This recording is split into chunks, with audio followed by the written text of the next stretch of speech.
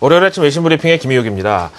제가 5시 45분쯤 외신 포커스를 끝내고 나오는데 갑자기 속보를 보고 저도 좀 멍하니 한동안 서 있었는데요.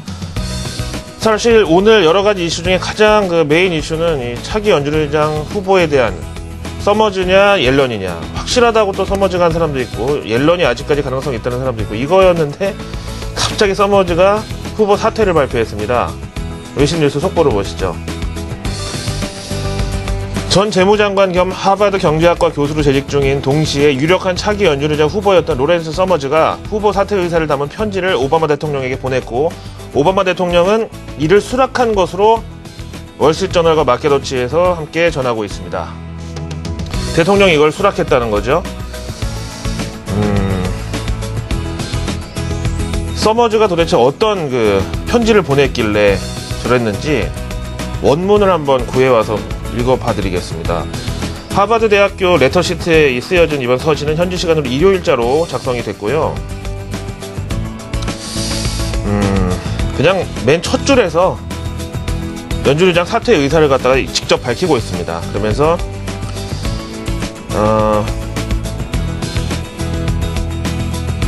사실 이 공적으로 봐도 굉장히 지금 복잡한 순간이 왔는데 이것까지는 좋은데, 만약에 본인이 차기 연준의장으로 지명되더라도 결정 과정에서 자신에게 상처가 될 수 있다. 에크리모니어스라는 표현은 사실 굉장히 어려우면서도 좀 복잡한 표현인데요. 상처가 될 수 있다고 판단을 해서 이번에 이런 결정을 내렸고, 거기다가 또 폭탄 발언이 뭐냐면은 앞으로 연준의장은 물론이고 정부 내지는 미국 경제 회복에 있어서 어떠한 공직자 역할도 담당할 의사가 없다라고 못을 박았습니다.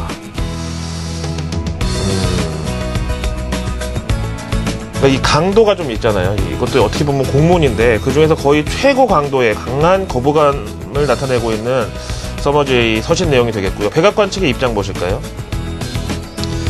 앞에서 보시는 로렌스 서머즈의 후보 사퇴 의사를 받아들이기로 했다. 그동안 미국이 금융위기를 극복하는 데 있어서 그의 리더십, 지혜, 그리고 노고와 공적을 높이 사며 앞으로도 좀 대우를 해줄 생각이다. 앞으로도 조언도 좀 구하려고 한다. 라면서 달래고 있는데요. 근데 이제 요거를 이제 어떻게 생각하면 좋을 것 같냐면요. 이미 거의 이 정도면은요. 거의 서머즈라는 카드는 완전히 폐기된 것으로 봐야 되는데요. 이 뭐든지 정치적으로 역풍이라는 게 있잖아요. 대신 오바마 대통령하고 민주당은 이제 이거를 가지고 공화당의 이런 정치 공세로 저렇게 훌륭한 경제학자 한 명이 완전히 상처받고 낙향하게 됐다. 이렇게 공격의 수위를 이제 높이면서 역공을 할 경우 이게 이제 앞으로 있을 재정 적자 문제라든가 시리아 공격 같은 이런 정치적 사안에 있어서 백악관하고 민주당이 공화당을 압박할 수 있는 강력한 무기가 될 수도 있죠.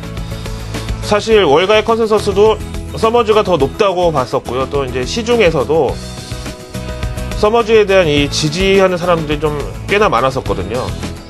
그런 사람들이 이제 다 같이 이제 공화당이 그럴 줄 알았다. 왜 사태를 이 지경으로 만들었느냐, 이럴 가능성이 있다는 거죠. 자, 그럼 서베이 내용 한번 보시겠는데요. 사실은 이제 서머즈가 차기 연준의장이 될 거라고 본 사람이 더 높았다는 건 이제 요거는 좀 버리기로 하고요. 그 밑에 이제 옐런에 대한 이 통화정책 성향을 시장의 컨센서스가 어떻게 나와 있냐면은 사실 요거를 봐야 되는 이유가요. 이번에 이 서머즈 사퇴가 사실 우리나라 시간은 오늘 새벽 5시 40분에 나왔는데 글로벌 증시 전체에서 호주 다음으로 두 번째로 열리는 우리 한국 증시에서 이 반응이 나타날 텐데, 예측해 볼 수 있는 차원에서 보면은요. 지난해 옐런의 통화정책 성향에 대해서 긴축이라고 본 사람은 8%. 그리고 현재 여기서 더 완화 성향이라고 본 사람은 17%. 그 다음에 현재 버냉키 연준의장하고 비슷하다라고 본 사람이 47%로 지금 나타나고 있죠. 자, 그래서 연준의장 교체에 대한 이 통화정책의 일관성이 깨진다 내지는 갑자기 좀 매파적인 기조로 돌아설지도 모른다는 이 불확실성과 리스크는 시장에서 상당 부분 해소가 될 것으로 일단 이런 기대감을 가져볼 수가 있겠죠. 자, 시장 반응 하나 보실까요?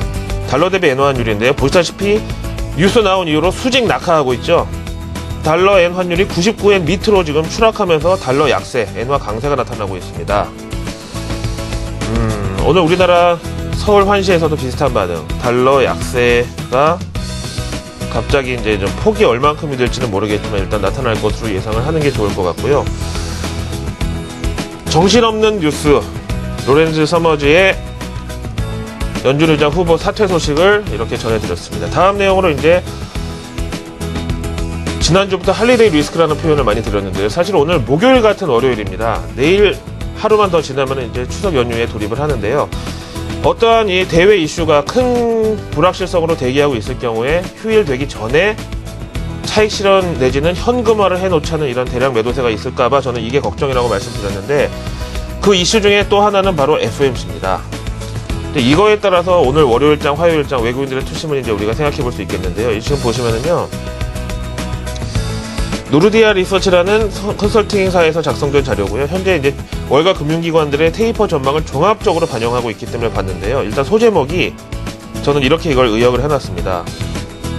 연준이 당근과 채찍과 당근을 동시에 준비할 것이다, 이렇게 나와있죠. 여기서 채찍은 모든 사람들이 현재 예상하고 있는 테이퍼, 양적 완화 축소가 되겠고요. 다음에 당근은 양적 완화를 이렇게 조금 줄이기는 하겠다. 하지만 현행 제로금리 내지는 양적 완화 기조를 필요한 만큼 충분히 연장해 줄 테니 염려 말라. 이렇게 시장에 안정제를 동시에 투입하는 식의 비둘기파적 기조를 함께 나타낼 것이다. 그러니까 행동은 매파적으로 나오되 말이라도 좀 따뜻하게 한다. 비둘기파적으로 이렇게 기조는 나타낸다. 그러니까 이제 나무와 숲 차원에 있어서 나무가 좀 약간 거칠지 몰라도 숲은 여전히 시장 친화적인 이런 기조가 나올 것이다. 염려 말아라. 그 다음에 양적 완화 축소 규모도요. 이제 당초 테이퍼 라이트 시나리오가 지금 지배적인데요. 고용지표 지난번에 보셨지만은 실업률은 내려갔고 고용은 예상보다 실망스러웠고 대신에 전달 고용이 40% 하향 조정되고 이렇게 신뢰감이 좀 추락한 상태에서 고용지표 영향력은 상당히 좀 제한적이고, 그래서 보수적인 양적 완화 축소 버전, 담배나 술이 좀 약한 버전에 붙이는 테이퍼 라이트가 나올 것이고, 규모는 월 150억 달러 정도를 줄일 것이다. 기존에 급진적으로는 월 300억 달러 정도 줄인다는 의견도 있었는데 그거에서 한 반토막 정도로 아주 보수적이고 안정적인 테이퍼링이 나올 것이다라고 봅니다. 다음 뉴스 보시죠. 할리데이 리스크에 또 이거 빠지면 안 됩니다. 시리아 공격 리스크 있죠. ABC 뉴스 조지 스테파노플로스 대담 프로에서 나온 건데요.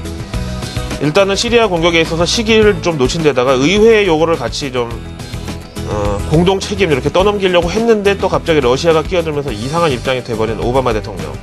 사실 지난 스노우든 사태 이후로 러시아에 또 한 번 고개를 숙인 그런 정황이 됐는데요. 이번 ABC 뉴스와의 대담에서 갑자기 이란의 핵 문제가 시리아 화학 무기보다 심각한 사안이라고 또 이란을 지목하고 나섰고요. 그 다음에 여기 전문을 보면은 사실 이렇게 얘기할수록 점점 더 좀 초조해 보이는 게 사실이고요. 그러면서 지금 러시아가 중간에 끼어든 이런 상황에서 시리아 화학무기 처리는 모르겠지만은 알 아사드 정권 이 응징, 화학무기를 사용한 데 대한 처벌에 대해서는 조금 의문이 들 수밖에 없다. 중간에 러시아가 저쪽 편을 들고 있기 때문에 이렇게 문제를 제기하는데 이것도 역시 뭔가 좀 뒷담화 분위기랄까 좀 없어 보이는 그런 멘트죠. 근데 물론 이제 이게 귀납법으로요. 그래서 더더욱 시리아 사태에 미국이 강경하고 명확한 대응을 해야 이란의 잠재적 핵무기 위협도 결국 미국의 통제권 하에 잘 리스크가 관리될 수 있다라는 주장을 담고는 있습니다. 자, 시리아 공격에 대해서는 저는 이 두 가지 종목을 좀 간단하게 볼 텐데요. 토마호크 미사일하고요, 패트리어트 미사일 방어 체계를 전적으로 국방부 미국에 납품하는 레이스전사. 갑자기 금요일날 1.17% 오르면서 지난번 이 시리아 공격 가능성이 오히려 제기됐을 때는 소문에 샀다가 뉴스에 파는 매도세가 나왔거든요. 이제 길어도 향후 한 5일 내로는 뭔가 나와야 된다. 한번 배팅해보자. 이번에 넘어가면 진짜 시리아 공격 못한다. 이런 투심이에요. 그 다음에 스텔스기하고 F 시리즈의 전투기를 만드는 로키드 마틴 역시도 지난 한 달 동안의 흐름에서 오히려 뉴스가 나왔을 때 하락했다가 이번에 다시 올라가면서 기대감이 반영되고 있는 모습. 이것도 역시 이번에 시리아 못 치면은 이제는 앞으로는 없다. 마지막으로 한번 배팅해보자. 이런 투심이 나타났고요. MSCI 한국지수 보시면은요. 할리데이 리스크라는 게 물론 주의를 하긴 해야 되겠지만 외국인의 투심은요. 만약에 여기서 한국 주식 비중을 조금 줄이면서 차익 실현에 나설 수도 있지만 개인과 기관이 매도 물량을 내보내면서 지수를 누르려고 하면 우리는 그거는 반대다.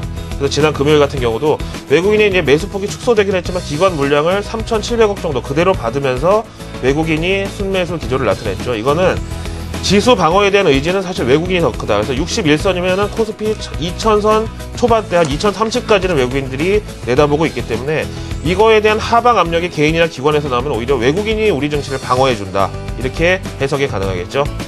월요일 아침 외신 브리핑 오늘 준비한 내용 다 나갔습니다. 고맙습니다.